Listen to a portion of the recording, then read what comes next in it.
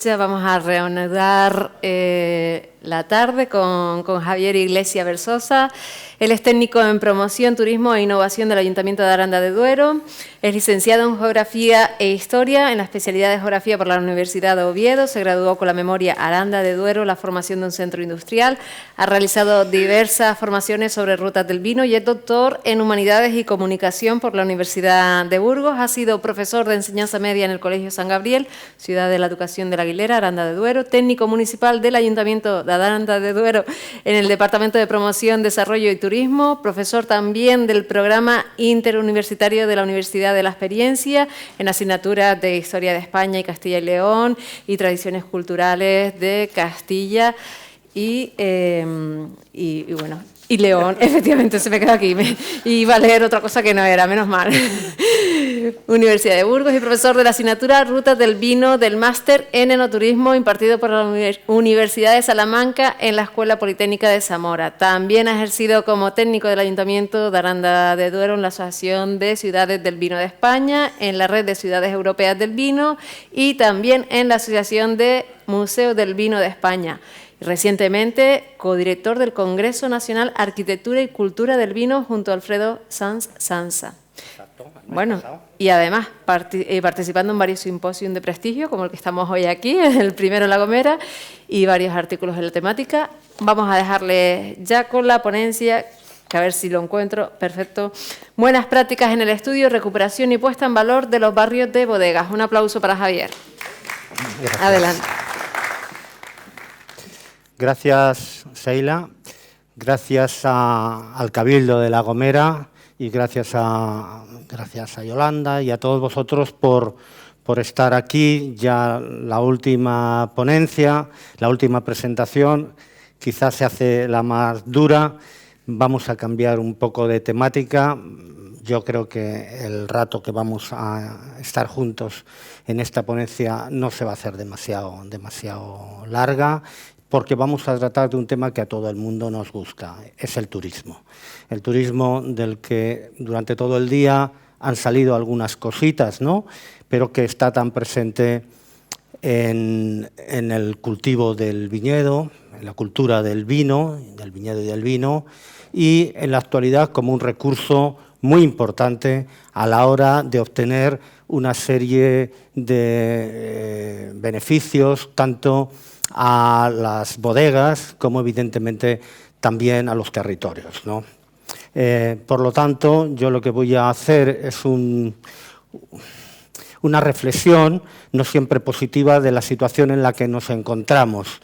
No voy a centrarme en ningún territorio en concreto, aunque en un momento de la exposición lo haré un poco más detenidamente sobre Aranda de Duero, que es lo que mejor conozco, pero voy a hablar en general de cómo está la situación, cuál es el trayecto que se ha llevado, cuáles los riesgos, cuáles los problemas y un poco ver el futuro, ¿no? Más o menos, muchas cosas. A ver, esto, muy bien. Bueno, en un mapa de España y Portugal, veríamos que los barrios de bodegas son conjuntos identitarios en los que de alguna manera se ha plasmado un tipo de arquitectura funcional, un tipo de arquitectura dedicada o motivada por un sector de la actividad económica muy concreto, pues existe una tipología de variedades enormes, ¿no? Desde las bodegas modernistas de Cataluña, que de alguna manera también están agrupadas en determinados entornos urbanos, las bodegas de La Mancha, ¿no? con estas tinajas de barro a unas profundidades intermedias, las bodegas de Galicia, ¿no? completamente diferentes, a las bodegas de Castilla y León, ¿no? excavadas en el subsuelo del terreno a profundidades considerables, ¿no? de 12 y 14 metros de profundidad, las bodegas esta en concreto es de Bullas, la zona de Utiel-Requena, que todavía conservan el enterramiento de las tinajas como hacían los romanos, ¿no? debajo del suelo, ¿no? debajo del suelo, y solamente se ven las bocas. o las famosas bodegas de Andalucía, en concreto esa es de Moriles Montilla, ¿no? Esas catedrales del vino tan preciosas que cuando las visitamos pues nos quedamos perplejos, porque en realidad las bodegas como espacio de almacenamiento tienen un poco de místico, ¿no?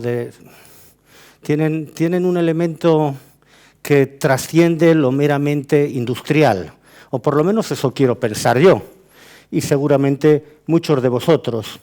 Esa es otra bodega en La Rioja, muy parecida. En fin, como veis, hay un conjunto muy diferente.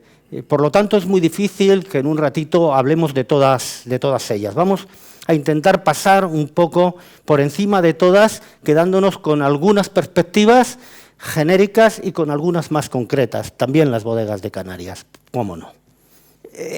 Solamente en el territorio de la Comunidad Autónoma de Castilla y León, si nos ponemos a ver qué tipo de bodegas tradicionales había, nos daremos cuenta que existe una variedad enorme y que tienen que ver muchas veces con los materiales autóctonos. Por eso este tipo de arquitectura, que en esta zona es una arquitectura sustractiva, porque el edificio no se hace, sino el edificio está ahí abajo y se sustrae la arena, y por lo tanto se llaman sustractivas porque en general son bodegas que además de un contador lo que tienen es unas enormes naves, ¿no? Unas cuevas enormes, ¿no? Que es donde se va a introducir el vino. Y se introduce el vino ahí porque las condiciones ambientales eran las perfectas para el almacenamiento del vino. Eso lo vemos ya en Roma, pero lo vemos también en Grecia, y lo vemos también en Georgia, y lo vemos también en Turquía, ¿no? Si alguna vez habéis ido a Turquía y habéis bajado, por ejemplo, en Derinkuyu, en las ciudades de la Anatolia, que es una zona preciosa, donde el viñedo es muy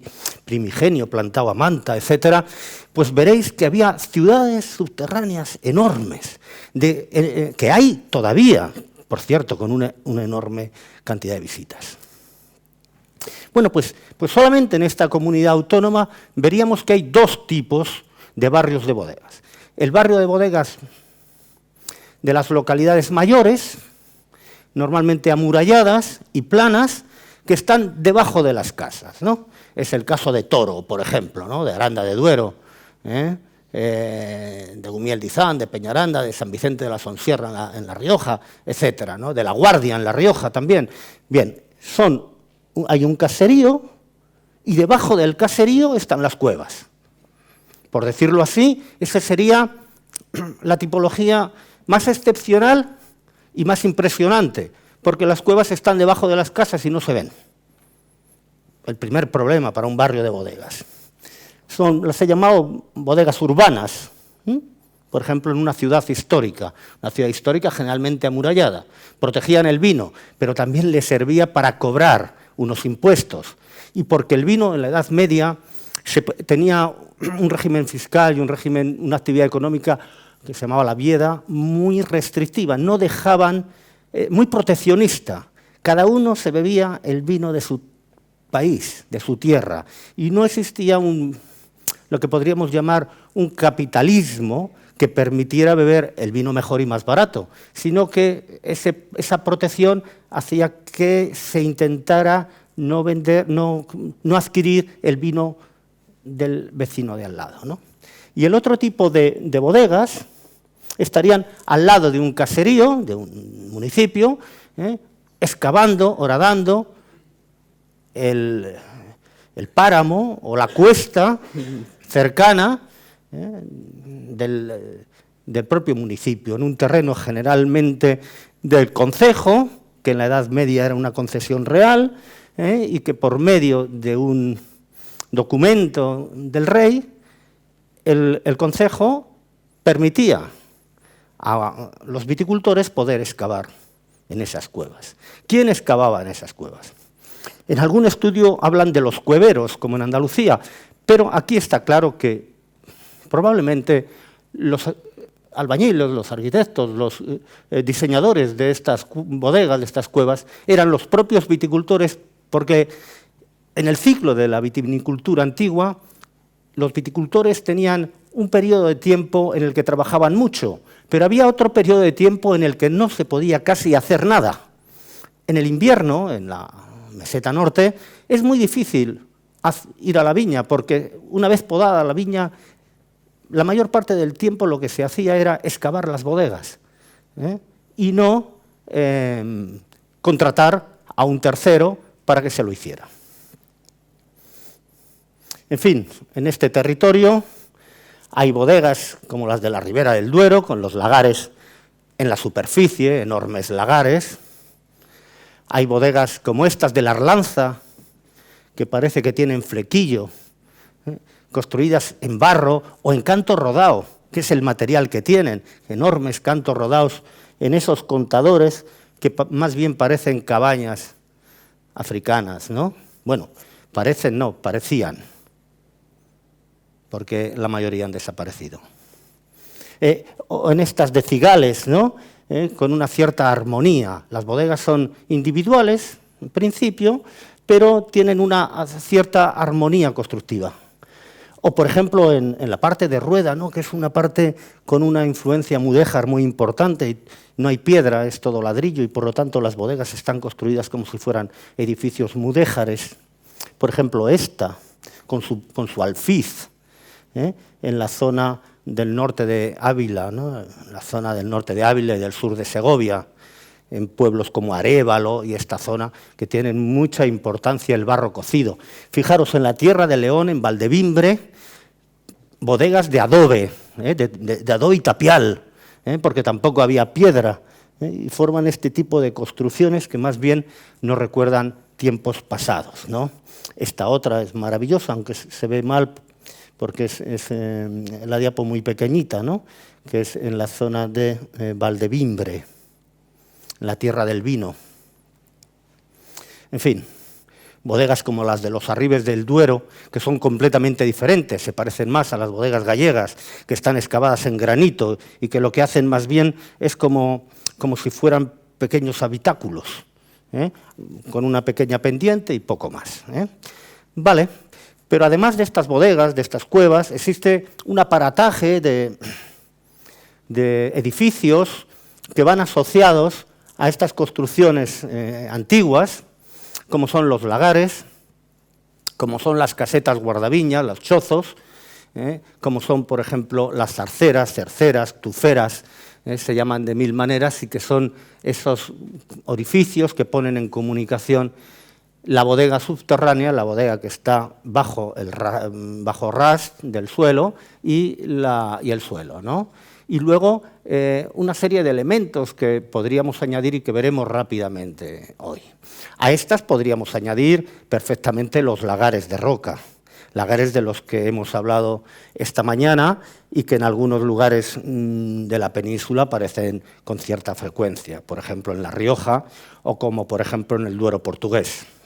Hay muchos lagares de roca que parece increíble, ¿no? Que en esas pequeñas construcciones al lado de la viña, seguramente en los siglos XI, XII y XIII, el viticultor pisara la uva y obtuviera una pequeña cantidad de mosto, que sería el mosto, posiblemente haría varias pisadas, el mosto de su cosecha. Y luego los paisajes, ¿cómo no hablar de los paisajes? Paisajes tan variados. Parece mentira que un cultivo como la vid pueda darse en mil maneras diferentes. Aquí he puesto 4, podría haber puesto 400. En concreto he puesto uno de, está muy grande, muy pequeño, uno de El Priorat, a la izquierda arriba, otro de La Jeria, Lanzarote, otro de Galicia, con esos emparrados, y el de la derecha, del Douro portugués. Bien, en el año 2000, el Consejo de Europa aprobó un convenio referente a los paisajes culturales, los paisajes europeos de la cultura. A ese convenio se sumó España el año 2007. El Ministerio lo que hizo fue crear un equipo de trabajo para primero, realizar una metodología sobre cuáles eran los paisajes que debería conservar el Estado español, ¿no? Que por su interés, ¿no? Hizo una división sobre culturales agrarios, otros históricos, otros simbólicos, y al final eligió 100 paisajes. 100 paisajes. Les he estado mirando esta mañana y de esos 100 hay 6 vinculados a la vid y el vino. En concreto está el paisaje de la Jeria, está el paisaje de la Ribera Sacra, está el paisaje de Rioja, está el paisaje de Moriles Montilla, está el de Arribes del Duero y yo creo que están todos. No sé si me falta alguno, perdonad, no me querría. Y el del Priorat.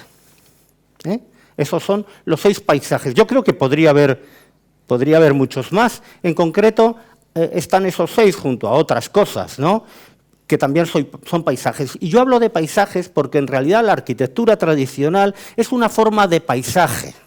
Es una forma de paisaje integrada que tenemos que tener cuidado. Lo que pasa es que en este país muchas veces nombramos cosas que no sirven para nada, porque tú, bien, nombras, pero si luego no haces nada, te da igual.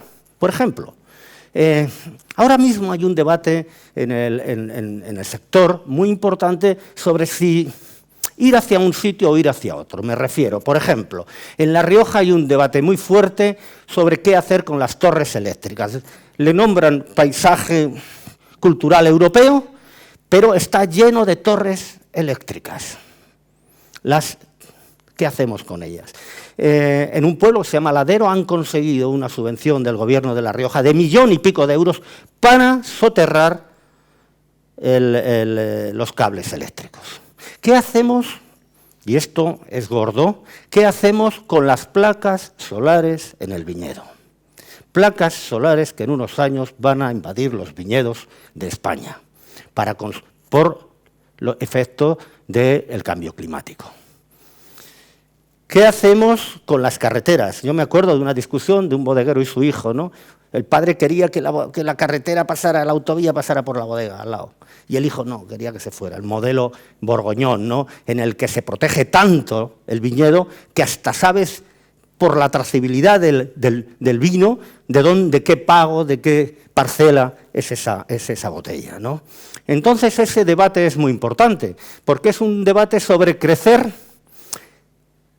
desmesuradamente o, al contrario, guardar lo propio, lo idéntico, porque al fin y al cabo, cuando nosotros bebemos una botella de vino, no solamente bebemos una variedad de uva, y perdonadme los biólogos, bebemos también un territorio en el que va el trabajo de las personas, va la historia, va la arquitectura, va la fauna, la flora. Y entonces, claro, si nosotros queremos añadir, Fernando, si queremos añadir valor añadido a un producto, tenemos que también ser respetuosos con el producto que vamos a sacar adelante, porque no se trata solamente de subir el precio en el supermercado porque mi vino es muy bueno. No, tu vino es muy bueno porque la persona que lo va a beber o que lo va a pagar tiene en su memoria un concepto de ese sitio agradable, bonito, que tiene un buen recuerdo, que está bien visto. Si alguien bebe un vino de La Gomera en la península, y ha visitado La Gomera, van asociadas las dos cosas. ¿Entendido? Y si La Gomera fuera un lugar feo, que obviamente no lo es, el vino estaría malo. Es así. Es así. La Ribeira Sacra es maravilloso. A poco bien que lo hagan, sabe bien el vino. El problema, no hay nadie, el problema lo tienen los manchegos. El problema lo tienen los territorios del vino que tienen paisajes que es difícil sacarlos. Por eso hay que buscar una singularidad, un elemento patrimonial auténtico. Hay que buscar la autenticidad. Y la autenticidad muchas veces está en la forma de hacer las cosas. Y la forma de hacer las cosas nos cambió mucho en España a partir de la Ley de Cooperativas del año 41 y del año 42, en el que se crearon las comunidades de productores vinícolas o los grupos sindicales de colonización. Esto fue el final de lo que sería la arquitectura tradicional y la creación de una serie de cooperativas que hicieron que estas bodegas tradicionales se quedaran abandonadas. Muchos barrios de estas bodegas, estos barrios de bodegas, se vinieron abajo. En primer lugar, porque no tenían uso, y en segundo lugar, porque los propietarios ya dejaron de tener un interés. Esta es una bodega del año 2022 de Autol, en La Rioja, que se les hundía. Aquí están poniendo en la calle unos plásticos, y con todo y eso pues se fue el barrio abajo. No falleció nadie, pero en fin. Y cuando no hay accidentes, eso no supone que no haya una degradación. La degradación de los barrios de bodegas es permanente, hasta el punto de que se han convertido en una selva. Sin ningún tipo de protección, todo el mundo hace lo que le viene en gana. Porque nadie es capaz, y sobre todo en un municipio pequeño, de poner freno a una serie de prácticas que están generalmente poco acordes con lo que es la arquitectura tradicional de ese edificio. Entonces, bueno, pues podemos ver aquí distintos tipos de malas prácticas a la hora de restaurar, rehabilitar, reacondicionar este tipo de arquitecturas. Y podría poner muchas más, porque estas solamente están en los pueblos al lado de donde yo vivo. Esto es una bodega. A lo que me refería con cómo sabe el vino, a lo mejor pues con un poco de queso y jamón y un buen vino, en este sitio no está tan mal, pero ya partes con un hándicap. Dices, joder, si se parece la cochera de mi padre. En fin, no. Y luego algunas de ellas son del siglo XII, XIII, o como este dintel, en el que hay algunos símbolos vinculados con la religión, siempre la religión, algunas herramientas, una reja y una herramienta de viticultor. Es decir, que tienen que ver con elementos simbólicos de una forma de hacer que muchas veces hay que respetar y que muchas veces hay que tener cuidado. Es decir, porque nos parezca antiguo un arco de herradura, no me pongas un arco de herradura ahí. Es decir, las bodegas, por lo tanto, es un legado que, tal como pongo aquí, es invisible, y por lo tanto eso genera la posibilidad de hacer un poco lo que se quiera. No tiene una regulación protectora, el abandono, hay una indefinición y una desidia de los propietarios, y luego hay una serie de problemas arquitectónicos, como son las filtraciones de agua, por ejemplo, porque en estos sitios, si se han metido saneamiento, pues es muy fácil pues, que haya corrimientos, desprendimientos, etc. En fin, se han convertido en espacios caóticos de casuchas, de merendelos, de chiringuitos, que muchas veces no tienen nada que ver con aquello que inicialmente eran. Se ha intentado arreglar esto de varias maneras. En los años 60 o 70 se puso de moda la producción de champiñones. Por cierto, la producción de champiñones sigue creciendo enormemente, lo que pasa es que no todas ya en bodega, pero en algunas regiones, como por ejemplo en La Rioja Baja, algunos pueblos como estos de aquí, de Pradejón y de Autol, pues se dedican las bodegas a la producción de champiñones. Y en otros sitios, como por ejemplo en Requena, tiraron todas las vasijas, ahora que está tan de moda el barro para la producción, rompieron todas las vasijas de barro para hacer la maloláctica, para conseguir espacios y plantar champiñón. Ahora ya no hay champiñones en Requena. En fin, hay algunas bodegas que se han mantenido. ¿Quién no ha estado en López Heredia, ¿no? Una bodega emblemática de España, que cuando vas estás todo el rato intentando que la tela de araña no se te quede en la chaqueta, ¿no? El lagar de Benavides en Montilla, o las bodegas de Codorniu. Yo qué sé, son bodegas evidentemente que han mantenido en sus establecimientos la arquitectura tradicional. Incluso en algunas de ellas se sacó un beneficio turístico desde muy pronto. Esta es la emblemática bodega de Palacio de Samaniego, en La Guardia, que el año 2000 ya hacía una representación teatral que todavía hace y que tiene 30.000 visitas y que es una bodega en La Guardia que merece la pena visitar, sobre todo porque en la historia del turismo o del enoturismo, que es de lo que estamos hablando, pues es una bodega pionera. Y luego, esto me decía, que es muy anciano ya, el profesor Wet de Lems, hace unos años me decía, Javier, tienes que hacer un trabajo sobre la reconversión de las bodegas en restaurantes. Bueno, este es un fenómeno alucinante, alucinante. Ahora ha bajado un poco la fiebre, pero hubo una época en los años 70, 80 que en las bodegas se hacía de todo, hasta discotecas.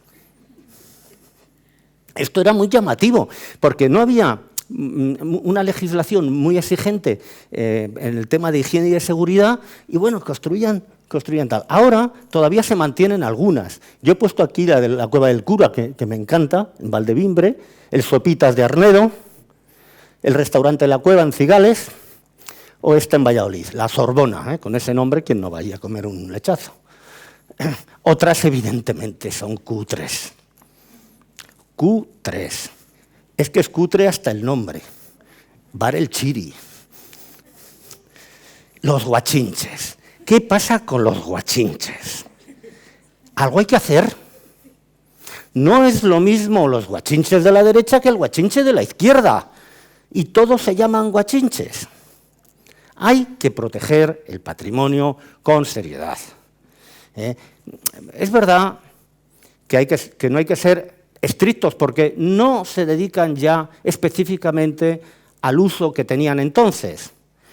Ahora es un uso quizá distinto, pero eso no significa que haya que tener una ordenación, una regulación, posiblemente pactada entre los agentes que tengan que ver con este asunto, para mantener una línea que sirva para tener un producto de calidad. Las bodegas siempre han sido un espacio de relación, ya lo eran cuando metían vino. Cuando se metía vino ya era el lugar, un espacio muy masculino, por cierto, en el que se reunía la gente para picar algo, comer un poco de queso, un poco de jamón, lo que llevaba cada uno con un porrón de vino, etcétera, ¿no? Y esto no se ha perdido. Obviamente, el uso social y lúdico ha mantenido las bodegas. Ha mantenido estos barrios de bodegas porque es un uso que de alguna manera no se ha visto perjudicado por el abandono de estas bodegas. Incluso yo pienso que se ha incrementado. Es decir, muchos de estos espacios arquitectónicos singulares pues, han permitido algunas peñas recreativas, algunas sociedades gastronómicas, algunos grupos de amigos, incluso algunos pequeños pueblos, los quintos, etcétera, pues generar allí una especie, diríamos, de peña, de lugar de reunión, que tienen a gala mantenerla, no siempre debidamente, pero por lo menos mantenerla. Tengo un amigo, arquitecto, que está loco con estas cosas y me dice siempre, donde hay un cubillo se mantiene una bodega. Y es verdad, si hay un cubillo se mantiene una bodega, porque el sentido de una bodega es tener vino. El sentido de la fiesta es verdad que obliga a los propietarios a que no se hunda, ¿no? Pero muchas veces se hace de manera regular, con mallazo, hormigón, en los suelos para poder limpiarlos se pone cualquier tipo de solado, a veces en Castilla, por ejemplo, se pone pizarra, en fin, no siempre se hace con cuidado y el aspecto general a veces es muy diferente al que tuvo entonces. Estas bodegas de Sotillo de la Ribera, un pueblo ejemplar, por otra parte, porque la gente de Sotillo vive en las bodegas casi más que en su casa, no deja de ser un... Yo me imagino que cuando Goscinny y Uderzo dibujaron los cómics de Asterix, era esto lo que querían dibujar. Es decir, cuando se comen el jabalí al final de cada capítulo, es lo que ocurre en este pueblo todos los fines de semana. Ahí están haciendo chuletas. Hay más de 100 bodegas y un pueblo de 400 o 300 habitantes tiene más de 40 o 35 o 40 peñas. Es decir, si esto no es sociabilidad, ¿qué es? Claro, ya no son bodegas, son cocinas. Esta es Torquemada, en Palencia. Sonrientes, claro, ¿cómo no? Y luego está la administración. La administración ha actuado tarde y mal. Tarde y mal. Hubo una época en que la administración, yo no sé exactamente el motivo por qué, la administración central llenó de dinero a las bodegas de toro. El año 2008-2009,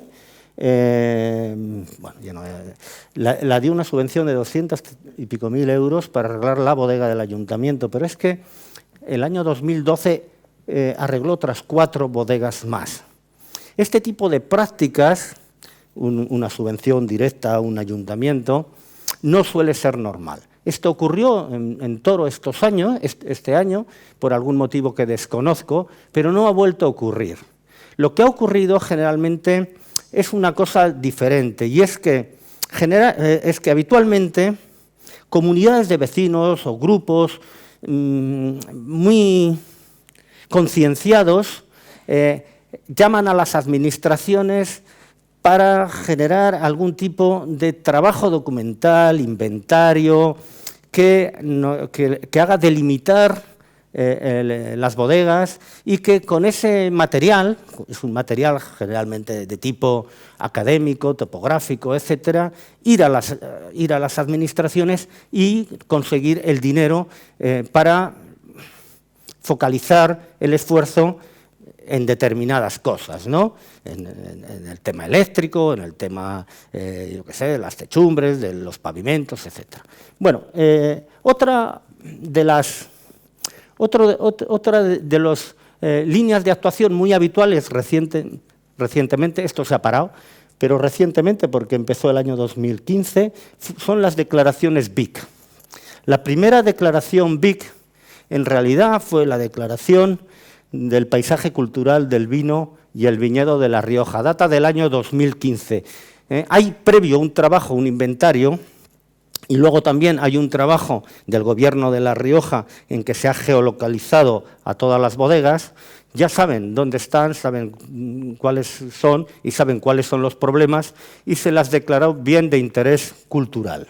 Estas bodegas, además, tienen 4 o 5 elementos identitarios que son los que se protegen.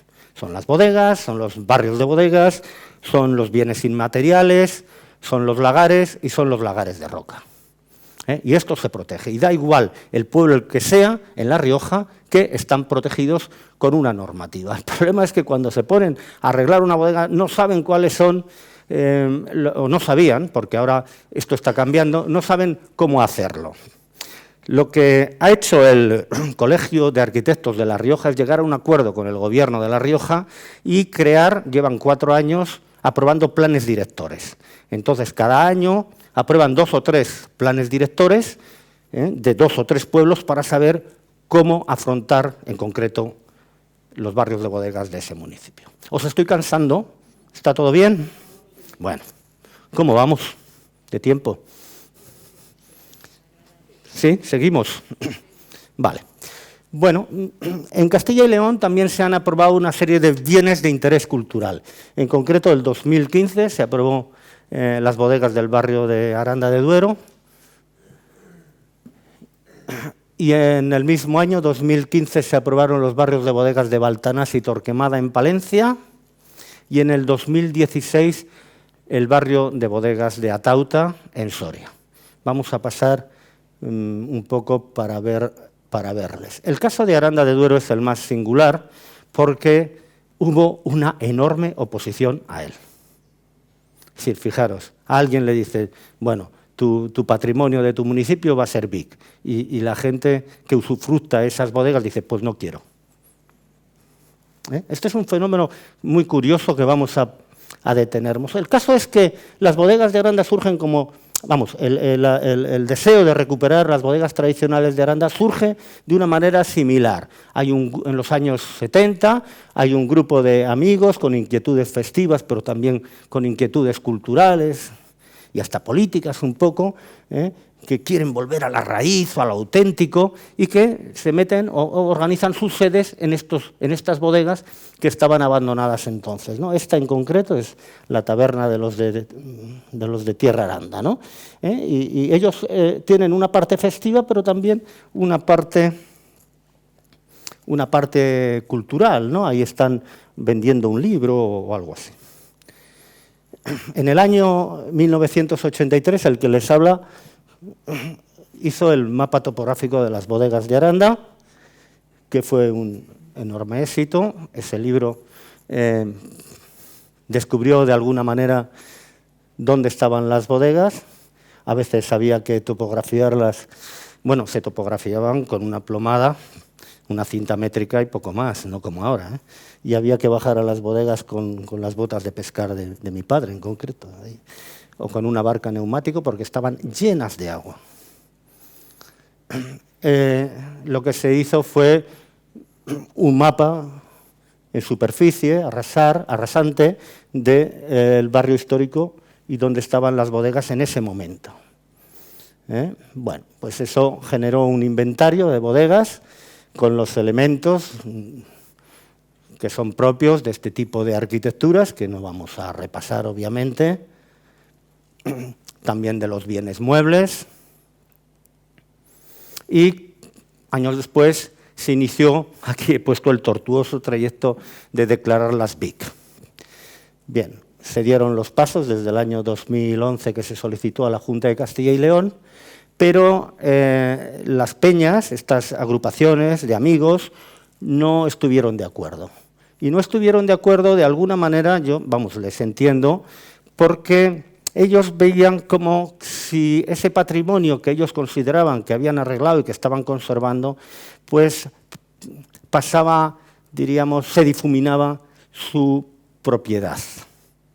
Y fueron reacios y hicieron todo lo posible para no llevar a cabo esta declaración, hasta el punto que, bueno, ellos denunciaban oscurantismo y denunciaban también que se había hecho mal. Incluso recurrieron la declaración de BIP y lo llevaron al Supremo, al Tribunal Supremo de Justicia de Castilla y León, que finalmente no les dio la razón. Las peñas, de alguna manera, estas peñas, que son 10 o 12 peñas, que cada una de ellas tiene un número medio de 100 o 120 socios, que son 100 o 120 familias, es decir, que tienen un peso importante en la ciudad, ¿no? Pues ellas aducían de alguna manera el que ellas eran las dueñas, que ellas los habían arreglado, que no se había contado con ellas. Y es que es muy importante para este tipo de construcciones el que haya una sintonía entre lo que es el pueblo, entre lo que es el propietario, entre lo que es la comunidad y la labor administrativa que se vaya a hacer. A raíz de ahí se hizo una cosa que ahora yo creo que va a ser fundamental en todas las peñas, que es la parte georreferencial y la parte de una documentación en 3D, porque la mejor manera de vender una bodega tradicional, una bodega subterránea, es a través de la realidad aumentada. Porque mediante una aplicación, una terminal de teléfono o cualquier cosa, puedes ver cualquier bodega que está debajo del callejero de la ciudad que estás visitando. Y luego, pues lo que se hizo ya algo más tarde, el año 2018, es un plan director. Un plan director que lo que ha venido a decir es un poco, pues, cómo son las bodegas, los elementos que tienen, la tipología de cada una de ellas, en fin, todos estos elementos que trabaja un equipo transversal de arquitectos, geólogos, historiadores, etc. En definitiva, lo que se crea pues es un proyecto con el cual puedes encarar el futuro con un cierto optimismo, ¿no? Cierto optimismo. De hecho, junto al proyecto junto a este plan director, pues va un centro de recepción de visitantes, un centro para la arquitectura del vino y va algo de museización también, para que los turistas puedan recorrer o conocer este tipo de arquitecturas subterráneas, ¿no? De arquitectura troglodítica. Algo similar ha ocurrido con los pueblos que he citado antes y que también son BIC. El caso de Baltanás, en Palencia. Lo que pasa es que en estos pueblos tan pequeños no ha habido una reacción en contra, sino todo lo contrario. Este pueblecito de Baltanás, en ese cerro, en este cerrito al lado de la iglesia, pues está horadado de unas bodegas que son también muy singulares, sobre todo las puertas, las chimeneas también, y frente a las bodegas de Ribera, los lagares, las prensas están debajo de las cuevas, no están en superficie. También tienen su mapa y luego genera también negocio. Por ejemplo, en Baltanás se ha creado este establecimiento, que por cierto ha sido declarado mejor establecimiento enoturístico del año 2022, y es esta casita rural con muchas actividades de carácter enoturístico. Os diré que el enoturismo en España está trayendo actualmente en torno a los 3,5 millones de visitantes. No sé si os parecerá mucho o poco, hablo de pago. El año 2019 fue inexistente, el 2020 muy malo, pero el 2021 y sobre todo este 2022 las cifras están igualándose ya a las del 2018. El gasto por persona es medio alto, ronda los 100 euros por persona y día, que no está nada mal. Y las cifras para pequeños pueblos prácticamente sin habitantes o muy poco habitados, pues son considerables, ¿no? Pueblecitos como estos, ¿no? de la Castilla Profunda, pues realmente es una forma no solamente de obtener recursos, sino también de empoderar a los vecinos con una actividad que les da confianza. Las de Torquemada, por ejemplo, pues tienen este tipo de actividades, unas más ricas, otras menos ricas, pero que de alguna manera dinamizan el pueblo, ¿no? Luego algunas de ellas, pues evidentemente también tienen bodegas elaboradoras. Las bodegas de Atauta, este espacio precioso en Soria, que son las bodegas de Atauta prácticamente sin tocar, no hay ninguna construcción moderna, ¿no? Su interior es tan peor, pero en concreto el Skyline es un Skyline precioso, ¿no? La Universidad Politécnica de Madrid ha realizado recientemente un estudio de las bodegas subterráneas en 3D, ¿no? Y también con una visualización geográfica para saber las alturas de las construcciones. Muchos pueblos están realizando por su cuenta y con sus presupuestos este tipo de mapas topográficos. Estos son recientes en la zona de la Ribera del Duero burgalesa, en concreto Fuentespina, Badocondes, Gumiel de Mercado y Sotillo de la Ribera. Luego otros pueblos, hablo de pueblos de 200 habitantes, pueblos enanos, ¿no? Algunos sin declaración BIC han hecho una serie de actividades para conseguir no solamente arreglar las bodegas, sino que venga gente al pueblo. Y esto es lo realmente difícil. La Asociación Cultural de Amigos de las Bodegas de Dueñas, en Palencia, que tiene un nombre muy bonito, pero lo que más me gusta son sus siglas, ABCD, Asociación de Bodegas de la Comarca de Dueñas, ¿no? ABCD lo que ha hecho es patentar la palabra conservativación.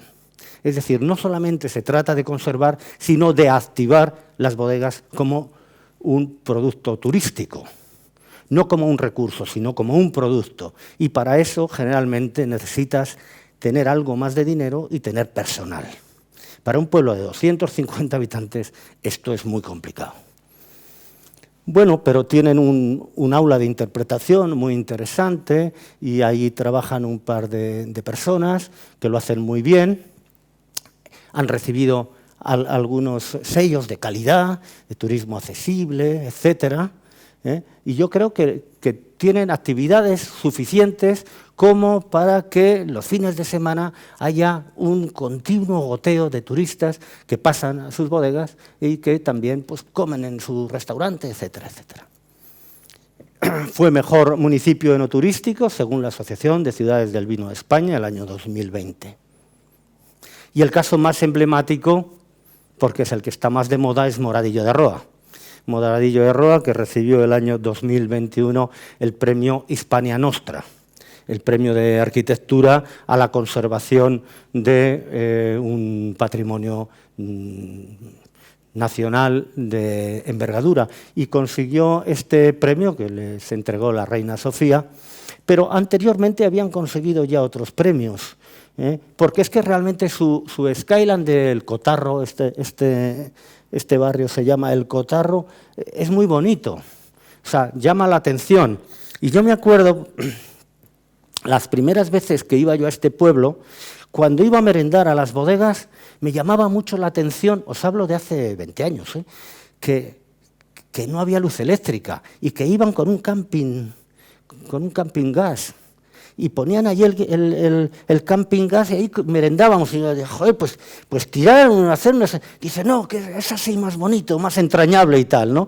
Ahora ya tienen luz, pero quiero decir que de alguna manera hay que saber muy bien cuáles son los límites de lo que queremos. Y sabiendo lo que queremos, posiblemente sabremos conquistarlo, ¿no?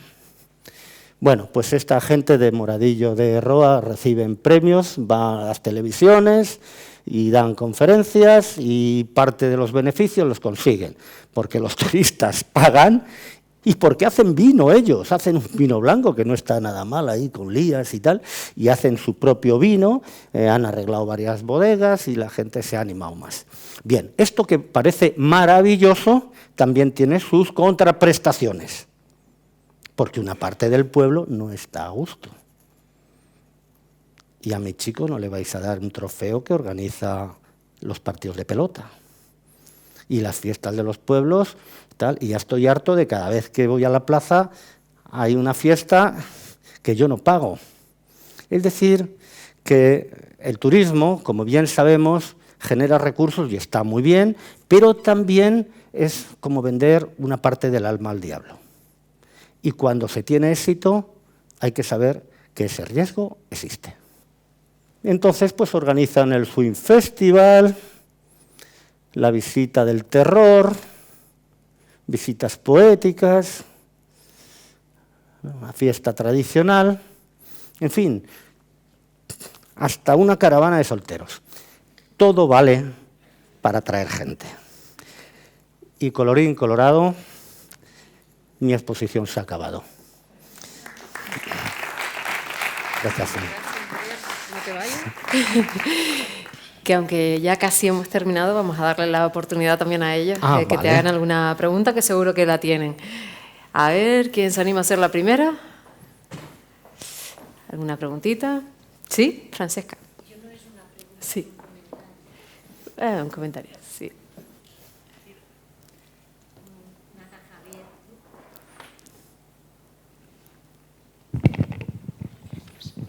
Nada, simplemente un apunte que me sorprendió en uno de mis viajes que me vine aquí a Canarias, que era también la imaginación para vender la bodega como un producto, lo que estabas diciendo.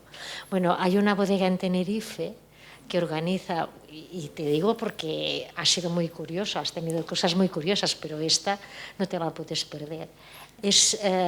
Hacen como unas reuniones o como unos pequeños certámenes o teatro, no sé cómo calificarlo, que se llama Wine and Sex. No te puedes imaginar, bueno, me lo contaron, no estuve en ninguna sesión. ¿Y qué hacías allí? Bueno, no, porque estuve de visita, bueno, se trata Sí, de Bodegas perdona, Monge, igual algunos de ustedes ya lo conocen, ¿no? Y yo estuve de visita y bueno, el propietario Felipe pues me estuvo contando un poco de qué se trataba el asunto, un éxito rotundo.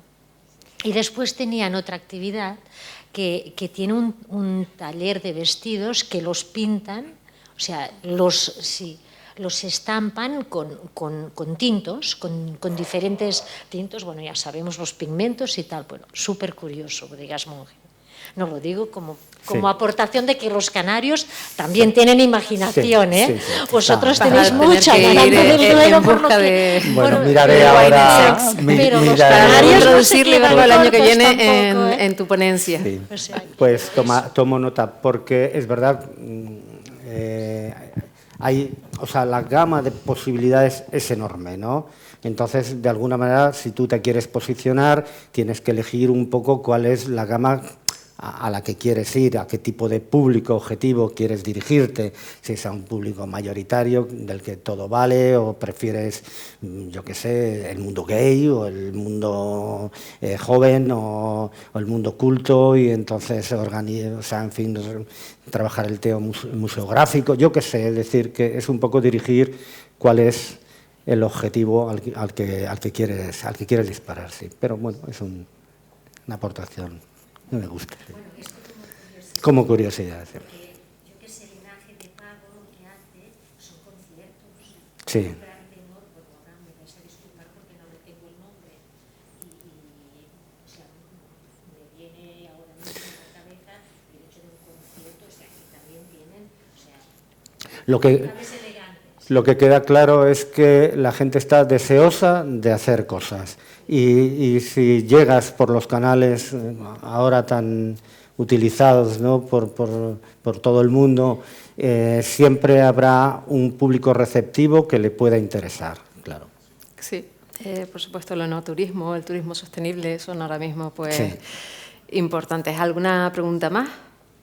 ¿No? ¿Sí? Santiago. Yo quería comentarte, bueno, aparte de darte la enhorabuena por la exposición, que ha sido un rato muy agradable para finalizar el día. Qué curioso, ¿no? Comparando lo que comentas tú de que en un pueblo se entierra el tendido eléctrico, o sea, que se gasta un dineral, porque digamos que se pretende valorar más la ausencia de esa modernidad, ¿no? Para preservar el paisaje, y en la de José Manuel por la mañana de Ribeira Sacra, sin embargo, se nos comenta que a donde no llegue la carretera, en la ladera enfrente, pues que no hay nada, ¿no? O sea, me gustaría poner ese contrapunto, ¿no? Que existe, ¿con qué nos quedamos? ¿A dónde vamos? Claro, es que ese es el tema un ¿Dónde poco... está el punto de...? Yo lo que quería de una manera amena es que detrás de esta charla amena haya una reflexión. Es decir, claro, aquí todo el mundo tenemos que elegir, porque en el mundo del turismo no es lo mismo Menorca que Ibiza. Si habéis estado en Ibiza y en Menorca, son islas parecidas y no tienen nada que ver. ¿Por qué? Porque no el Cabildo de Menorca, sino los ciudadanos de Menorca han elegido un modelo. Y es el modelo que ahora van a muerte. Y es no hoteles grandes, no playas masificadas, no sé qué. Y eso no se elige de un día para otro, ni lo eligen los políticos.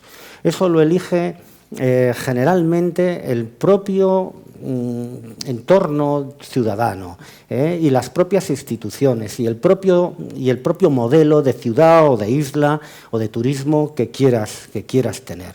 Entonces, claro, aquí todo vale de alguna manera. Es fenomenal que tu carretera, como pasa en Peñafiel con Arzuaga, pase por la puerta de tu hotel, porque vas a poner hasta ciervos para que los niños vayan por el monte y vean como si fuera eso una sabana, y hace su dinero y tiene ese modelo y le va bien. Pero Vega Sicilia al lado no tiene enoturismo y también le va bien, porque es el vino más caro y más prestigioso de España y no hace enoturismo.